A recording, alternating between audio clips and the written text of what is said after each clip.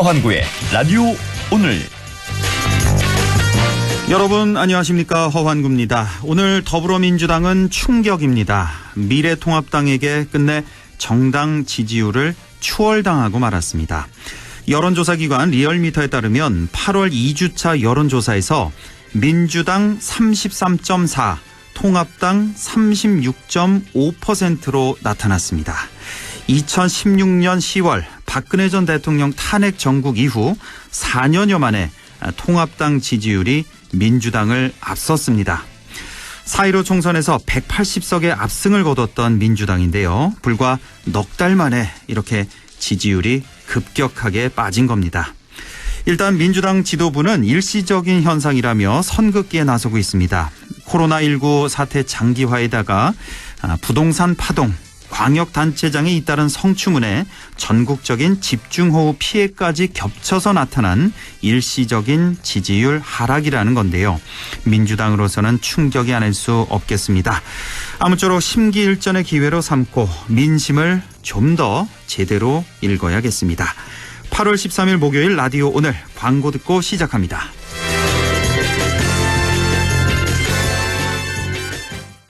센 척하더니 별 수 없구나. 치질 앞에서 센 척 말고 좋아 디오스민. 치질은 보이는 증상보다 보이지 않는 원인을 치료해야 하니까 치질의 원인인 혈관벽 강화부터 협착 완화까지 먹는 치질약 좋아 디오스민. 좋았어. 좋아제약.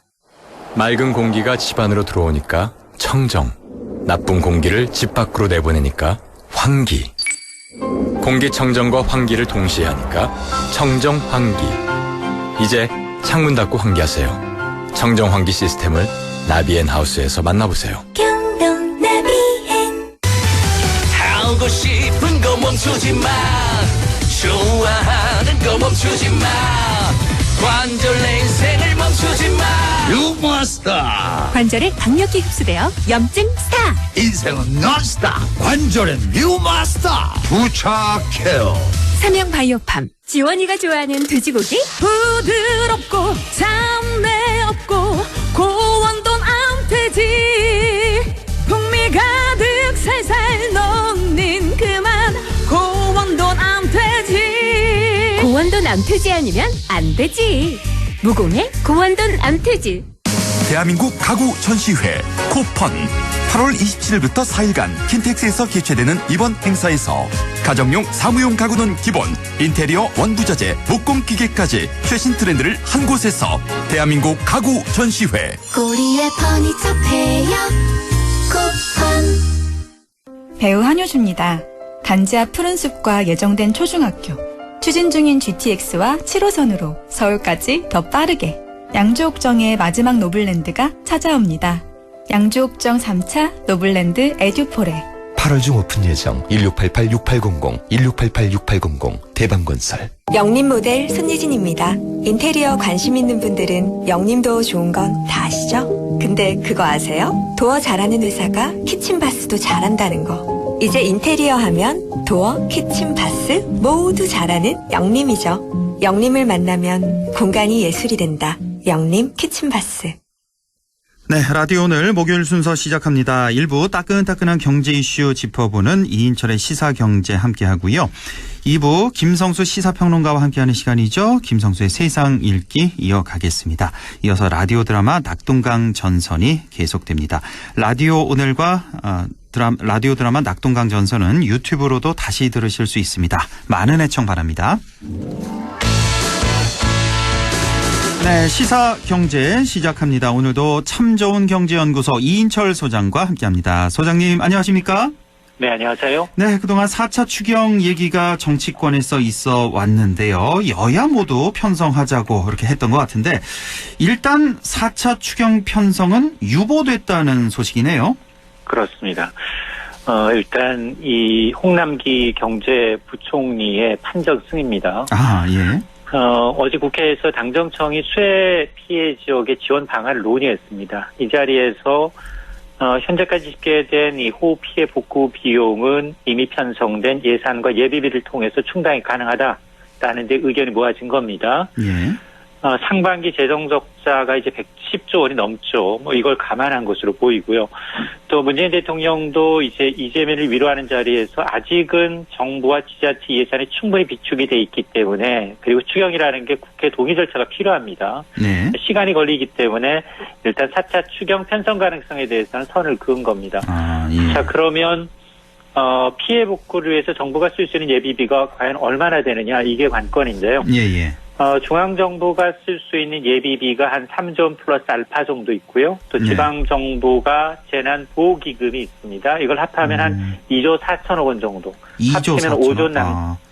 5조 남짓이어서 이 둘을 합치면 재정 여력은 충분하다라는 얘기인데 그럼에도 불구하고 사실은 이번 장마가 좀 더 길어지고 피해가 더 커지면 4차 추경은 좀 불가피한 상황이죠. 그렇겠네요. 완전히 안 하겠다는 얘기가 아니라 일단은 4차 추경은 추후에 판단하겠다. 유보적으로 이제 돌아선 겁니다. 지금 당장 피해 복구해야 되니까 당장에 지금 있는 예비비를 일단은 쓰고, 나중에 뭐 지금 사실 뭐 코로나도 상황이 여의치 않고 앞으로도 재해가 닥치지 말라는 법도 없으니까 그때 가서 이제 추경을 생각해 보겠다, 이런 얘기군요. 그렇습니다. 자, 이 수해를 입은 국민들 지금 뭐 너무나 갑갑하고 뭐 막연자실하고 계실 텐데, 이럴 때 이제 정부가 지원하는 재난지원금이라는 게 있는데, 이 재난지원금을 2배로 인상하기로 했다고요? 그렇습니다. 조금 전에 정부가 이제 2차 특별 재난 지역 11곳을 또 발표를 했습니다. 7일 기준 이제 집중호우 피해를 본 곳은 7곳이었죠. 1차 대상지가 경기도 안성, 강원도 철원, 충북의 충주시, 제천시, 음성군, 충남의 천안시, 아산시 7곳이었는데, 이렇게 이제 재난 특별 지역으로 이제 선포가 되면 해당 지자체 재정 자립도에 따라서 피해 복구비 가운데 지방비로 부담해야 되는 비용의 절반, 50에서 80%를 국고에서 지원받을 수 있습니다. 이 가운데 지금 인명피해가 계속 좀 늘어나고 근데 이제 인명피해에 따른 재난 사망지원금이 있는데, 이 제도가 1995년에 만들어졌습니다. 한 명당 1,000만 원인데 이걸 2배, 2천만 원으로 상향 조정하겠다라는 거고요. 또 주택 침수 피해 지원금도 그동안은 100만 원 지급해 왔는데 이게 200만 원으로 상향 조정하겠다는 겁니다. 이게 이제 2006년 이후에 동결된 상태였고, 이 수해에 따른 재난지원금 상향은 뭐 여야가 한 목소리로 촉구했던 부분이기 때문에 당연한 수순인데, 뭐 당정청은 사망지원금과 침수지원금 이외에도 다른 항목도 이제 전반적으로 인상하기로 의견을 모았는데, 조금 전 이제 이 청와대가 밝힌 2차 재난 특별 재난 지역은 지금 남부 지역으로 11곳, 특히나 이제 전북의 남원시, 전남의 나주시, 구례군, 곡성군, 담양군, 화수군, 한평군, 이런 곳들이 이제 포함이 돼서 이들까지 이제 대상이 될 것으로 보입니다. 그렇군요. 이 재난지원금 2배로 올렸습니다. 뭐 침수 피해 같은 경우는 100만 원에서 200만 원으로 올렸다고 하시는데, 이게 분명히 충분치는 않겠습니다만 조금이나마 좀 위로가 됐으면 좋겠습니다. 그 경제협력개발기구 OECD가 올해 우리나라 경제 성장률이 37개 회원국 가운데 가장 높을 것으로 이렇게 전망했다는 소식이에요. 이게 그저께 들어온 소식이죠? 맞습니다. 모처럼 만에 반가운 소식이네요. 맞습니다. 뭐 궂은 날씨, 코로나로 이제 심신이 피로한 가운데 정말 반가운 낭보가 날아왔는데요. OECD 경제협력개발기구가 올해 우리나라의 성장률 전망치를 상향 조정을 했습니다. 2020 한국경제보고서를 통해서 OECD는 올해 한국 경제 성장률을 마이너스 0.8로 예상을 한 겁니다. 지난 6월에 제시했던 전망치 마이너스 1.2%보다 0.4%포인트가 올려간 수치인데요. 마이너스이긴 하지만 그래도 전체 37개 회원국 가운데 한국이 가장 높았고 2위가 터키인데요. 터키가 마이너스 4.8입니다. 4.8. 우리나라와 4%포인트 차이가 나는 거죠. 상당한 차이입니다. 2위와 하고도. 그렇습니다. 그리고 이제 일본이 마이너스 6, 독일도 마이너스 6.6, 미국이 마이너스 7.3, 유럽 대부분의 국가는 10%가 넘었습니다. 그러니까요. 자, 그러면 도대체 이제 OECD는 한국에 대해서 왜 이런 후한 평가를 내렸느냐? 두 가지입니다. K방역의 성과를 높이 샀고요. 또 정부의 신속하고 효과적인 정책에 대해서도 긍정적 평가를 내린 겁니다. 예. 일체의 봉쇄 조치 없이도 코로나19를 가장 성공적으로 차단하면서 경제 피해를 최소화했다라는 거고요. 예. 또 적극적인 정부의 위기 대응 정책으로 다른 회원국에 비해서 고용이나 성장률 하락폭이 매우 적은 수준이다라는 판단인데 예. 어쨌든 우리나라가 이제 OECD 성장률 전망에서 1위를 차지한 것은 4번입니다. 가입 첫 해였던 1996년, 예. 1999년, 그리고 2002년에 이어서 이번이 4번째입니다. 그렇군요. 역시 이번에는 K-방역 그리고 정부 대응 덕분에 이렇게 나온 결과라는 지적인데 중요한 건 OECD에서 이런 뭐 발표할 때 항상 뭐 이렇게 했으면 좋겠다고 조언을 보통 하는데 이번 보고서에서는 뭐 어떤 점을 지적을 했습니까? 크게 3가지의 경제 정책에 대한 제언을 담고 있습니다. 우선 코로나19 영향을 완화하기 위해서 경기가 회복될 때까지 정부는 돈을 풀어야 되는데 가계, 기업 지원이 지속적으로 이제 추가적인 지원이 필요한데 네. 지원할 경우 저소득층에 집중해라라는 거고요. 또 하나가 이제 코로나19로 인한 이제 고령화에 대비해서 고용을 늘리고 일자리 질을 향상해야 한다라는 부분이 있었고 네. 3번째가 이 생산성, 삶의 질 향상에 위한 이 기술 촉진이 필요한데 그러나 한국은 규제가 너무 많다는 겁니다. IT 신기술 최강국이긴 하지만 그리고 이제 코로나 극복 과정에서 AI라든가 인공지능, 원격 서비스와 같은 디지털 기술이 굉장히 활용이 잘 됐지만 그러나 실제로 엄격한 규제 때문에 첨단 기술 확산에 걸림돌이 되고 있다라는 지적을 함께 한 겁니다. 예. 그러니까 이제 K-방역도 나쁘지 않았고 그리고 정부의 정책도 굉장히 선제적으로 대응이 빨랐지만 그러나 장기적인 관점에서는 과도한 규제가 한국 경제의 취약점이라는 겁니다. 과도한 규제 이런 걸 지적을 했는데 그동안 OECD에서는 뭐 우리나라 국내에서는 안 그렇습니다만 OECD에서는 계속해서 좀 정부에서 돈을 좀 더 풀어라. 좀 완화된 통화 정책을 써라 이렇게 계속 지적을 해왔던 것 같은데 이번에는 그런 얘기는 없었습니까? 맞습니다. 계속해서 장기적인 관점에서는 돈을 푸는 정책이 맞다라는 겁니다. 대신에 돈을 풀더라도 이런 복지축이 아닌 그리고 소득 양극화를 해소하고 그리고 이제 잠재적인 성장률을 끌어올리는 부분으로 이제 생산적인 측면에서 돈을 써라라는 주문입니다. 그렇군요. 예. 자, 서울 아파트 평균 가격이 뭐 얼마 전이었던 것 같습니다. 몇 달 전에 뭐 9억 원 돌파했다는 소식 들었었는데 이번에는 10억 원을 돌파한 것으로 조사됐다고요? 그렇습니다. 이게 이제 조사 기관에 따라 조금씩 차이가 나고요. 아하. 특히 정부, 국토부 산하기관인 이제 한국감정원은 평균 가격이 아니라 중위 가격입니다. 예. 주택 가격이 높은 순서로 1열부터 꼴찌까지 나열했을 때 중간 가격, 중간에 위치한 가격을 중위 가격이라고 하고 예. 이번에 민간조사 업체인 부동산 114는 뭐냐? 평균 가격입니다. 서울 아파트 평균 가격이 지난달 말 기준 10억 509만 원을 기록했다는 겁니다. 잠깐만요. 그 중위 가격과 평균 가격 말씀해 주셨는데 평균 가격이 더 높을 수가 있는 건가 보네요. 중위 가격보다. 맞습니다. 왜냐하면 평균 가격은 전체 거래된 가격의 평균, 모든 금액을 평균 나눈 거고요. 예. 중위 가격은 1등부터 가장 높은 가격부터 이제 끝까지 일렬로 했을 때 중앙에 위치한 가격이기 때문에 다릅니다, 약간. 예. 그런데 이제 이게 지난 2013년만 하더라도 한 5억 원 선이었던 평균 가격이 7년 만에 2배 높아졌는데 현 정부 출범 첫 해였던 2017년에는 7억 원이었습니다. 근데 2년 7개월 만에 3억 원이니까 1년마다 1억 원씩 올랐다는 거죠. 예. 이 구별로 보게 되면 역시 강남구의 평균 아파트 가격은 20억 1천만 원이 넘어서 가장 높았고요. 강남 4구는 14억에서 19억, 20억 원 사이였고 이외에도 용성, 마포구, 성동구, 용산구, 광진구 이런 6개 자치구의 평균 가격이 두 자릿수 10억 원을 웃돌았습니다. 그럼 도대체 이거 어떻게 계산한 거냐? 이 부동산 114는 지난달 실제 이루어진 매매 동향 그리고 회원 중개업소를 통해 받은 적정 시세 왜냐하면 거래가 안 된 것도 있을 수 있기 때문에 그리고 자체 조사 등을 종합해서 고려했다라는 건데 그럼 이런 트렌드를 어떻게 봐야 되느냐? 강남을 포함해서 대부분 아파트 가격이 많이 오른 건 2, 3년 사이에 최근 재건축돼서 신축 아파트 단지가 많이 있는데 이 신축 아파트 단지가 기존 아파트 가격을 끌어올리고 있다는 겁니다. 특히 그러다 보니까 정부는 지금 9억 원 이상 고가 아파트 거래에 대해서는 아주 현미경처럼 면밀히 들여다보겠다라는 겁니다. 그렇군요. 그러니까 뭐 보도를 보면 뭐 일주일 만에 뭐 2억이 올랐느니 3억이 올랐느니 이런 보도도 있습니다만 뭐 이건 극히 일부 사례이긴 합니다만 비정상인 건 분명한 것 같고 그 얼마 전에 그 7.10 대책이 있었잖아요. 이게 뭐 언제쯤 되면 이게 효과를 발휘할지 좀 지켜봐야 될 것 같은데 우리 소장님 개인적으로 생각하시기에 이 7.10 대책이 효과가 있을 것 같습니까? 없을 것 같습니까? 한마디로? 그러니까 지금 말씀하신 게 이제 8.4 공급 대책을 말씀을 하시는 거죠. 8.4 공급 대책뿐만 아니라 그 전에 있었던 7.10 대책까지. 예.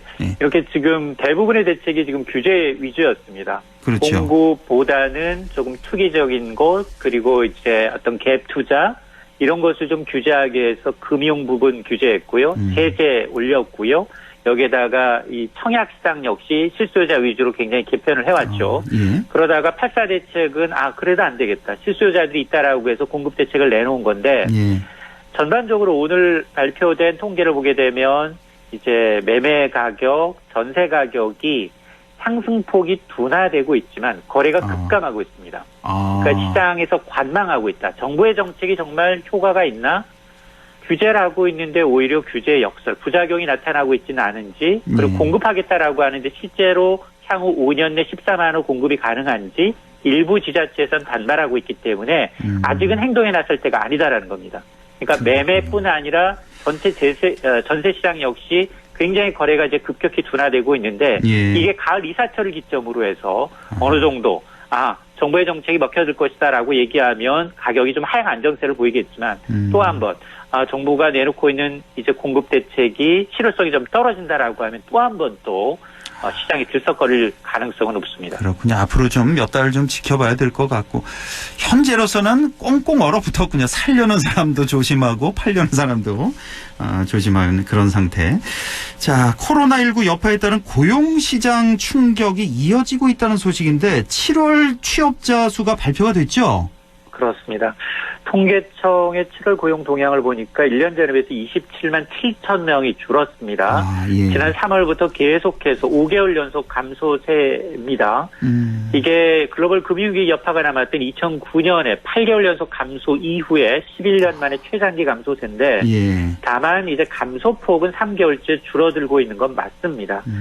그런데 이제 연령대별로 보게 되면 60대 이상에서만 일자리가 늘고 있고 나머지 전 연령대에서 감소하고 있고요.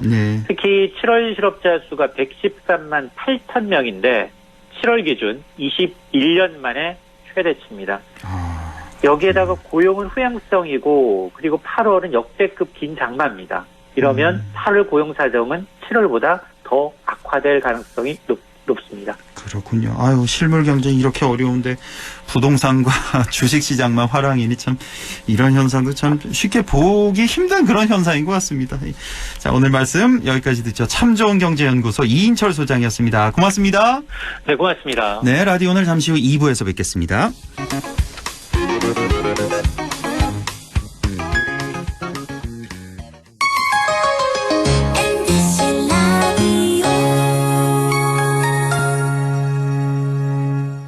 할인점보다 더 실속 있고 편의점보다 더 편리하게 살 수 있는 곳, 시장보다 더 정이 넘치고 백화점보다 더 품격 있는 곳, 이런 곳이 없을까요? 네, 우리 동네 우리 할인점 펀마트가 있습니다. 지난 25년간 항상 고객과 함께한 펀마트. 용상점, 자이점, 신용주점, 사천점에서 새롭게 고객님께 다가갑니다. 홈마트. 잘 안 들리세요? 동아부총기의 전문적 능사가 시원하게 잘 들을 수 있도록 도와드립니다. 중소벤처기업부에서 100년 가게에 선정된 기업 동아부총기로 오세요. 동아의료보조기 보청기는 서부초등학교 정문 앞에 있습니다. 문의 054-858-3334. 유일무이 경북 단 하나뿐인 국립종합대학교 국립안동대학교가 세상 단 하나뿐인 당신을 위해 다양한 장학 혜택, 아낌없는 지원으로 여러분의 꿈을 더 크게 응원합니다. 경북 유일의 국립종합대학교 국립안동대학교. 좋은 세상 당신의 좋은 친구 문화방송.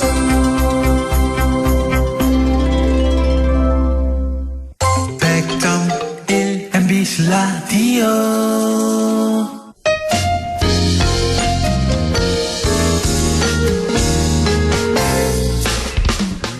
여러분께서는 안동 MBC 시사정보 프로그램 허환구의 라디오 오늘을 듣고 계십니다. 저는 사생결담 강재입니다.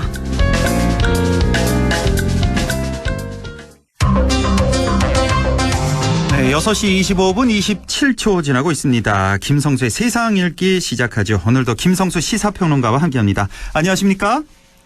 안녕하세요. 김성수입니다. 예, 지금 기록적인 폭우로 전국에서 피해가 잇따르고 있는데, 자, 지금 정치권에서는 난데없이 4대강 책임 공방, 그리고 태양광 공방이 오가고 있습니다. 오늘 이 두 가지 주제 좀 다뤄보죠. 먼저 4대강 책임 공방인데요.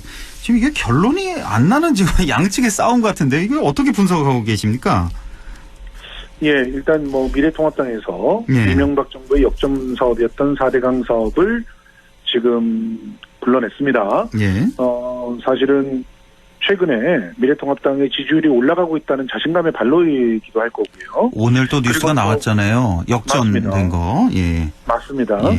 거기에다가 또 이번에 홍수 피해에 대해서 이제 원인이 분석이 될 거 아닙니까? 예. 근데 그럴 때 지금은 너무나 많은 비가 왔기 때문에 사실은 이전까지는 4대강 본류에 대해서 홍수 피해는 없다시피 했거든요. 예. 그런데 역대급 강수량, 지금 사실은 2006년에 기록되어 있는 장마 기간 동안 최대 강수량이 전국 평균이 699mm예요. 예. 그런데 지금은 700mm가 넘었거든요. 그거 너무 섰군요. 그리고 실제로 예. 또 지금 장마 기간으로 따져도 2013년에 49일이 최고 기록인데 예. 그런데 지금 벌써 52일이 넘었어요. 52일. 예. 아직 다 끝난 것도 아니에요. 주말까지. 예. 6일까지 간다고 하지 않습니까? 그러니까요. 예. 이제 이런 상황 속에서 어떻게 보면은 선제 공격을 했다 이렇게 볼 수가 있어요. 이제 장마 피해에 대해서 이제 이런저런 분석들이 나올 때 지금 4대강 사업 같은 경우는 당연히 문제로 지적될 수 있는 상황이거든요.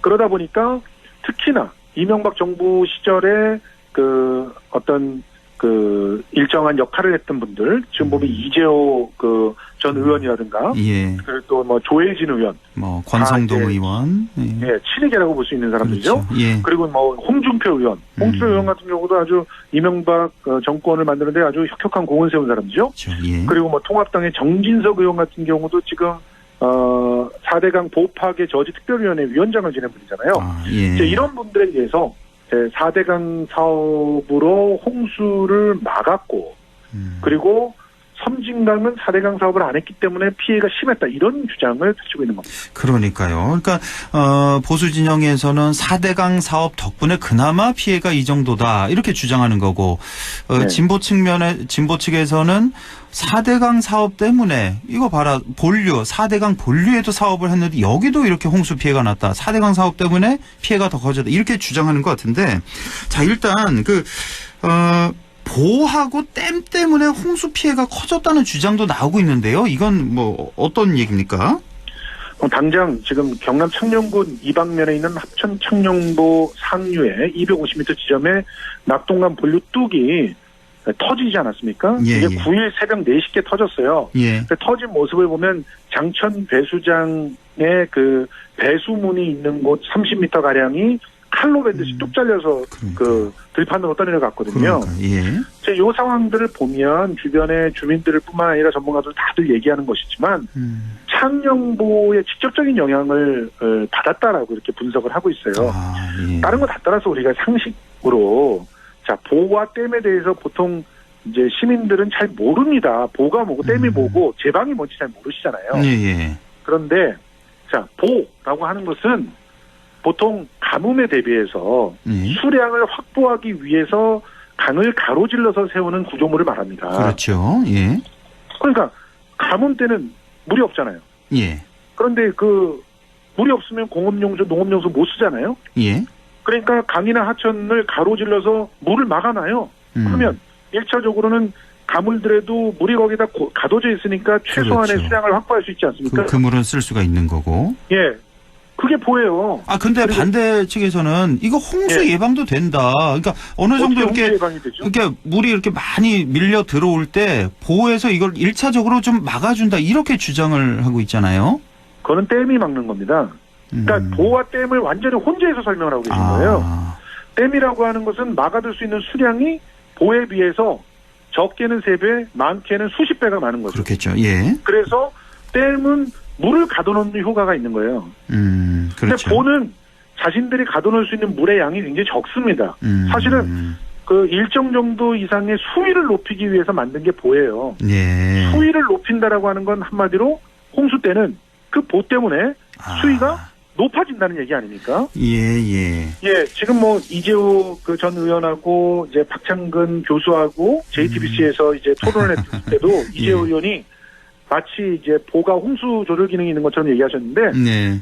이 보를 만들 때 홍수 조절 기능이 없다고 하도 공격을 하니까 보에 수문을 설치했거든요. 네. 그래서 이 수문들을 열어주면 이제 어떤 조절 기능이 있지 않느냐 이런 얘기를 했는데 그렇죠. 예. 실제로 보를 만들기 위해서 기둥들을 세웠죠.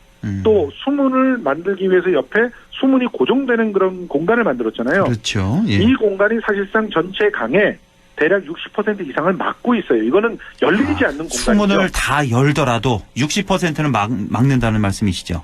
당연히죠. 아하. 그리고 실제로 공주에서는 어떤 일이 벌어졌냐면 세종보 같은 경우 예. 세종보가 이번에 대전에서 이제 물난리가 났을 때 이 보하고는 아무 상관없이 지천에서 났습니다. 이렇게 얘기를 하지. 실제로는 본류로 흘러들지 못하는 물이 역류하면서 대전의 갑천이 범람했거든요. 그 보 때문에 역류됐었어요? 맞습니다. 세종보 같은 경우는요. 보가 할 수 있는 어떤 기능을 전부 상실한 쉽게 말해서 세종보의 높이가 11m거든요. 예. 근데 물 높이가 그때 당시에 얼마였냐? 17.63m니까 보 위로 그냥 물이 쓸려 내려간 겁니다. 그러네요. 7m 정도의 높이가 예. 그대로 물이 그냥 흘러 내려갔으니까 밑에 있는 보는 밑에 하류 부분에 물을 막는 구실밖에 못한 거죠. 예. 그러니까 이런 상황들을 옆에서 보신 주민들은 다 알고 있기 때문에 이 보는 홍수 조절 기능이 없다라고 하는 것을 감사원 자료가 아니더라도 눈으로 보고 확인하신 거예요. 그런 상태에서 지금 섬진강이 그런 물난리가 났던 것은 섬진강 댐이 상대적으로 많은 물을 갑자기 흘려보낼 때 섬진강 제방이 모래 제방이었거든요. 예. 그 모래 제방을 평소에 관리를 제대로 못해서 파이핑 현상이 일어났던 것을 그것을 갑자기 많은 물이 오니까 이 파이핑이라는 게 이제 구멍이 뻥뻥 뚫린다는 거거든요. 예. 우리가 예전에 그 네덜란드의 소년 얘기 했지 않습니까? 예. 그 구멍이 동시다발적으로 커지면서 걷잡을 수 없이 물이 빠져나가게 된 그런 상황이라서 이게 뭐 무슨 4대 강인이 보니 이런 것과는 전혀 상관없이 제 수량이 많은데 제대로 관리를 못한 제방의 부실을 얘기하는 거죠. 제방은 물을 가로막지 않고 강 옆에 이렇게 강의 흐름과 동일하게 쌓아서 물이 넘치는 걸 막는 게 제방입니다. 그러니까 제방은 실제로 홍수 방지 기능이 있는 거고 우리가 돈을 들인다면 홍수 때문에 돈을 들인다면 제방을 튼튼히 해야 되는 것이죠. 그렇군요. 그러니까 보 하나만 놓고 보자면 이거는 이제 가뭄을 막아주는 가뭄에 대비하는 역할은 분명히 있지만 홍수에 대비하는 역할은 미미한 것이다. 오히려 방해가 된다. 이런 말씀이시고 이번에 용담댐이라든가 또 그런 댐들을 보면 댐도 이렇게 비가 많이 올 때는 홍수의 재앙을 키운다는 그런 분석들이 가능합니다. 용담댐도 그렇고 섬진강댐도 그렇고 유입량이 용담댐 같은 경우는 3,100톤 정도의 초당 유입량이 왔을 때 댐 문을 다 열어도 2,500톤밖에 못 내보내요. 그렇군요. 그런데 2,500톤을 내려보냈더니 아래가 완전히 물난리가 났거든요. 그러니까 이런 부분들을 보면 댐도 사실상 큰 홍수에는 재부실을 갖다 못하는 경우가 많죠. 그래서 미리 큰 홍수가 온다면 예보를 해서 물을 비워놔야 되는 건데 이번에 사실 그 부분에 대해서 책임 공방이 좀 오고 갈 거라고 보고 있습니다. 그 점이 참 아쉽더라고요. 이렇게 계속된 장마 뭐 굉장히 오래 있었고 앞으로도 집중호우가 내릴 가능성이 상당히 많은데 왜 미리 좀 댐 물을 미리 조금씩 이렇게 좀 더 많이 비우지 못했나? 근데 그렇게 비웠다가 집중호우가 안 오면 그 책임을 누가 져야 되냐면 댐 관리하는 사람이 책임을 져야 되거든요.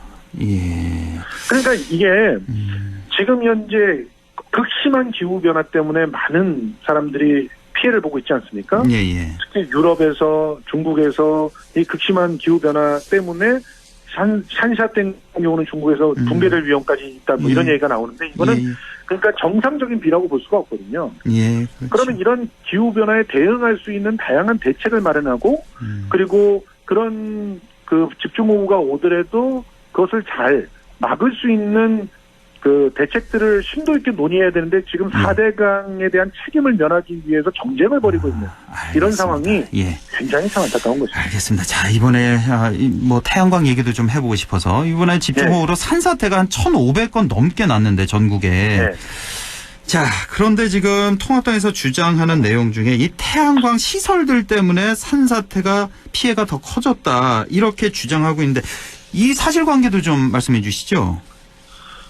예, 지금 이제 말씀하신 대로 1,500건 넘게 산사태가 났는데 그러면 산지 태양광 시설을 갑니다. 산내 뭐 나무를 갖다 베고 태양광 시설을 갖다가 만든 곳 그런 곳들 중에서 그러면 산사태가 몇 건이 났는가 이게 굉장히 중요하겠죠. 중요하죠. 예. 예, 전국에 이 산지 이 태양광 발전 시설은 12,721개소가 있습니다. 예.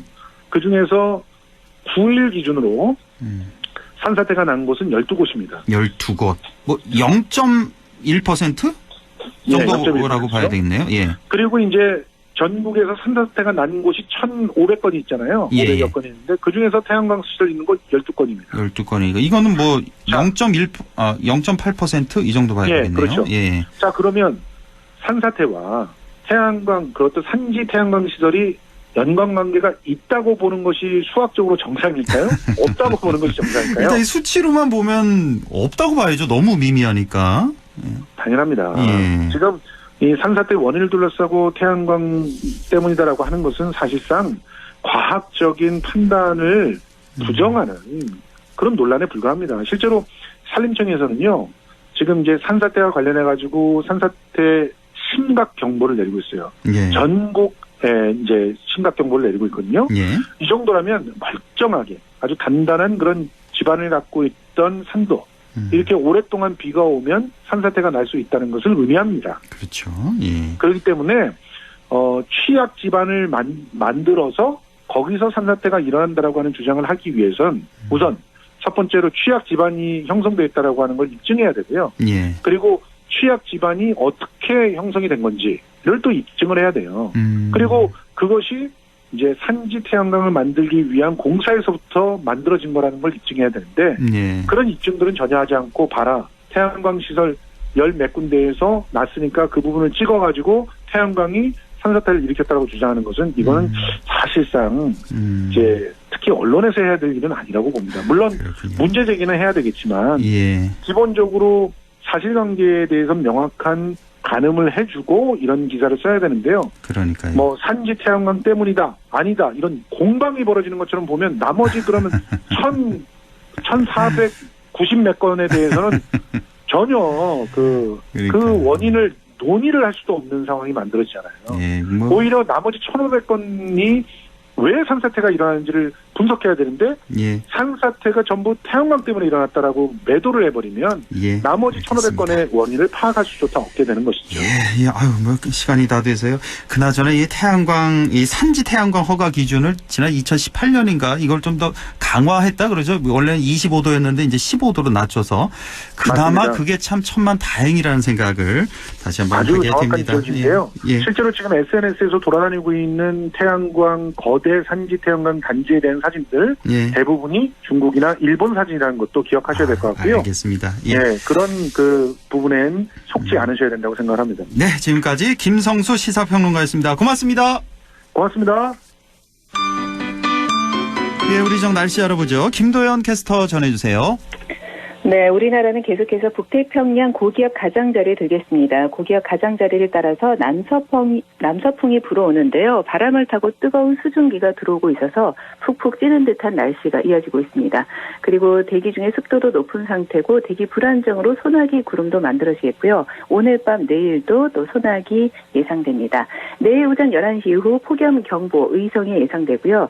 그 외 구간은 영양, 봉화, 문경, 청송, 영주, 안동, 예천, 상주는 폭염주의 고 발효됩니다. 내일 기온은 아침이 24도, 한낮에 33도까지 오르겠습니다. 상주 현재 기온은 32도, 체감온도는 34.4도, 습도는 70%입니다. 날씨였습니다.